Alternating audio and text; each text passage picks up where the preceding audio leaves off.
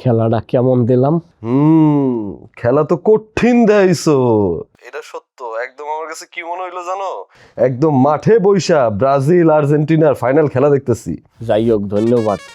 খেলা দেখাইতে যাই আমার তো কলজে ফাটতে যাওয়ার অবস্থা।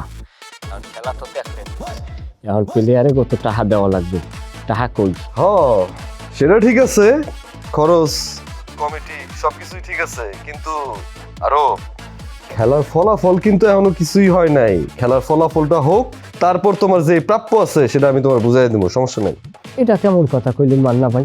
দিবা কালকে চলিয়ে যাইবে খেলারই, এর পর ওই যে এটা ওই যে পোষা বেটা, হে বেটা পোতে খারাই রইছে কইতে গেলে, হে বেটার তো বিদায় দেওয়া লাগবে।